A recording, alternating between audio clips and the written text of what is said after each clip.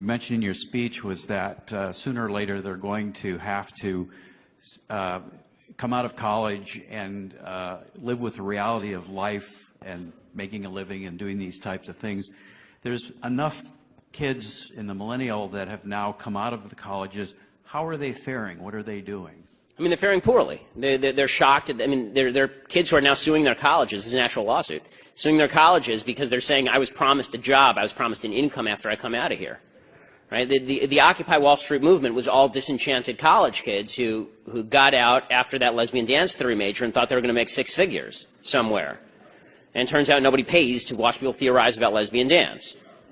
So, you know, so they end up, you know, going and living in tents in Central Park and pooping on themselves. Life is a rough teacher. What the left has tried to do is extend kind of the period of adolescence indefinitely. Right, so now you're 26 and you're on your parents' health care. Okay, by age 26, I'd been married for a couple of years, and I was 2 years away from having a kid, and I already had 2 degrees and 4 published books.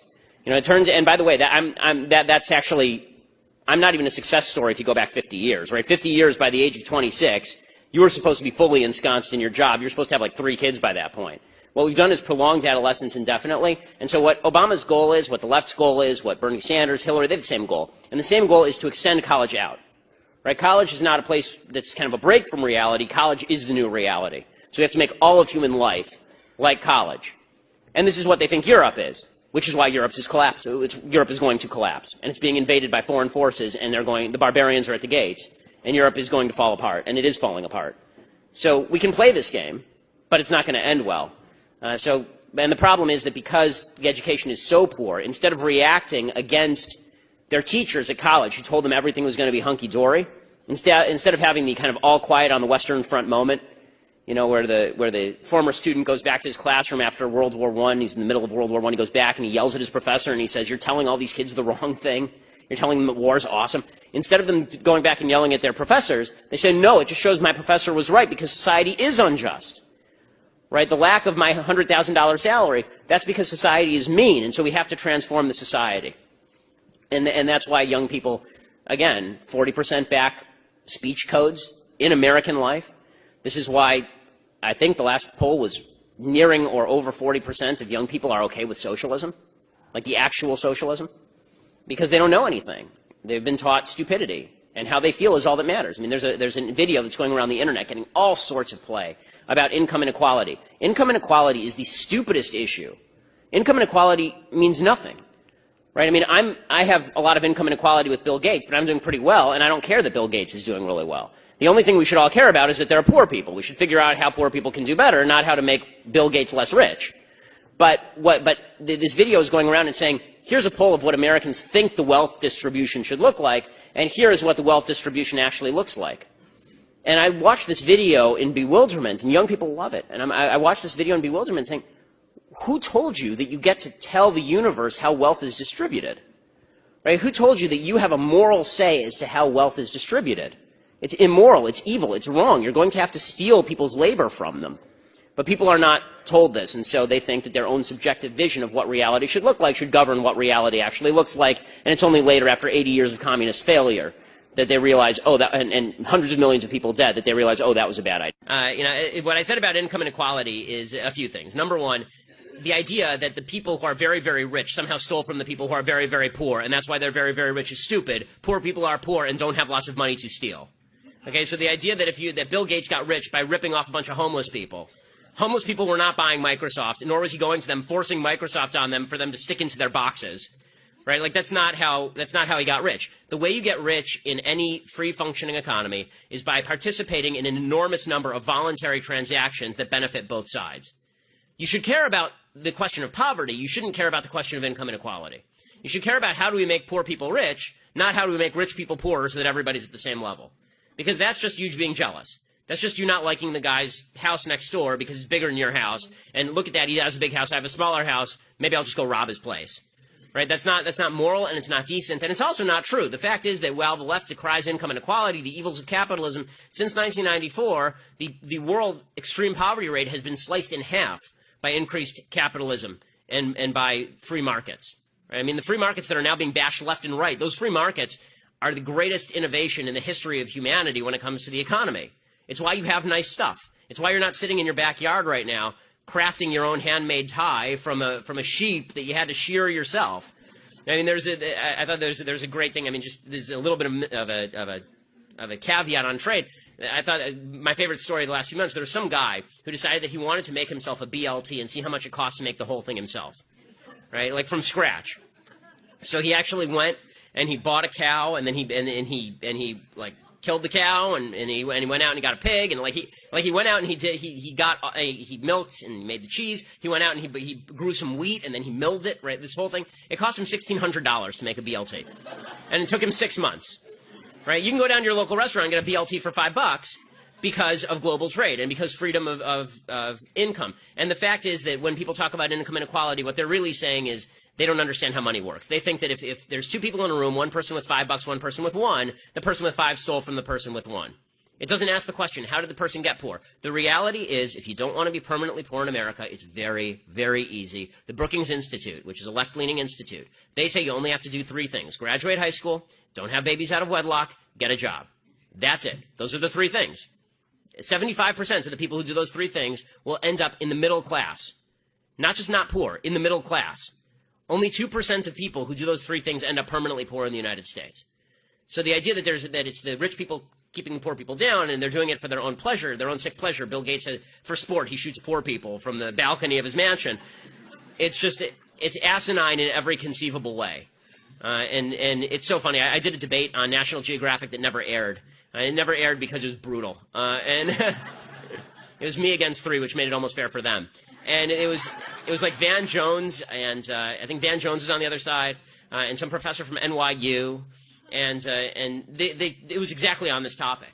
And I said to them, are you proposing that we actually just kill the rich people and redistribute their money? And they said no. And I said to them, why are you talking about the rich people? What did they do? And they didn't have an answer because they don't know what the rich people did. They just know they want their cash. The idea that income inequality is correlated in any way with overall poverty is really silly. There are countries with really high income inequality and very low overall poverty. That's like the United States. There are countries with 0 income inequality, Sudan, and nobody has anything. Right? So the idea that the differential is the statistic that matters, it doesn't. The fact is, in the United States, 9 out of 10 Americans are living above the global middle income standard. Right? Everybody in the United States is rich by global standards. And you want to get rid of the income inequality by destroying that, good luck to you. Fact number 1. Transgender is not a disease. This is not my opinion. This is facts from the World Health Organization and the American Psychologists Association. Just like gay people don't have a disease. Fact number 2, rich kids stay rich, poor kids stay poor. Out of 1,800 billionaires in the world, 12 of them are black. Where you come from, where you grow up, how much your parents earn, whether your parents were married plays a major role in determining where your life will end up. Fact number 3, I would just like to remind you that hate speech is not free speech. Yes, it is. And my question is, since facts don't care about your feelings, why did you use false facts? Okay, so none of the facts that I used are false. First of all, yes.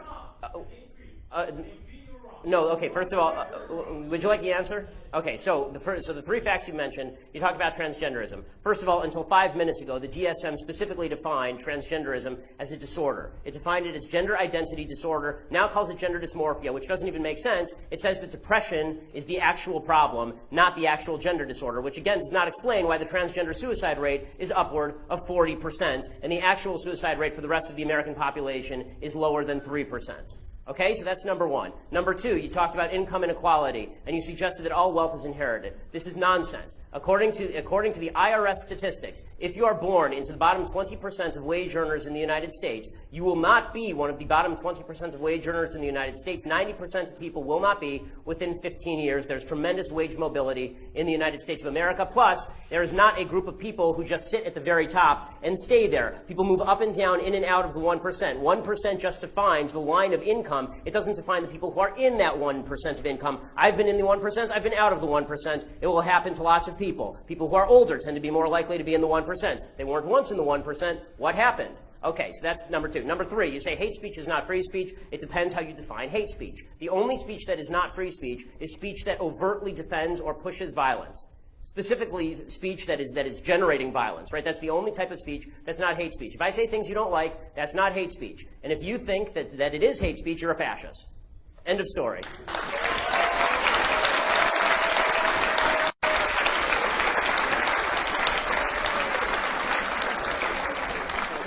Possibly better to redistribute wealth then so that others are able to rise up, join the middle class, procure a better education so that they're a better workforce fleet on a global scale. Redistribution of wealth does not achieve competition, because it turns out that what actually achieves competition is the sort of values that you impose in your work life.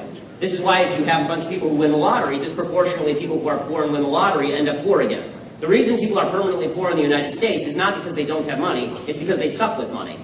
The reason people are temporarily poor is because they don't have money. The reason they're permanently poor, okay, this is self-evident, folks, that's not even controversial. If you're poor in America your entire life, you are not great with money by definition. Okay, if you are, name me one person in America who is phenomenal with money but is poor for 80 years in the United States. Anybody? Names? Anyone? Okay, military veterans. Okay, military. Okay. Test. I'm sorry, Mr. Shapiro.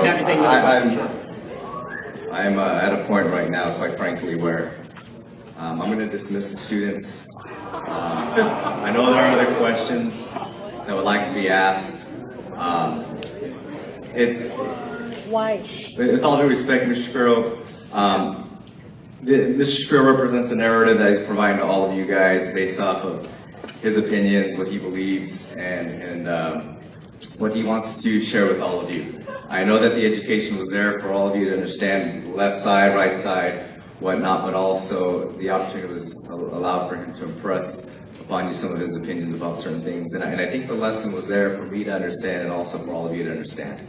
I think what this is getting into now is it's starting to cross the line. And what would that line be? Why are they crossing the line? I don't see nothing wrong. There's nothing wrong. let me ask this You're question. the one who's crossing the line. Let me ask this question. If, for those students who would like to be dismissed, I'm allowing you to go ahead and do so at this time. For those of you who would like to continue to listen, you can remain and listen to Mr. Shapiro and also the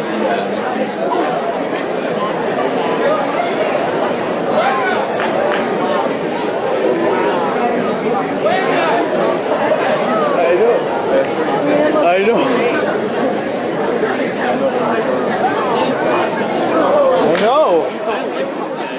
I'm telling you, it's hard. Some of people are asking questions. There's still people who want to say. I'm gonna get the mic up.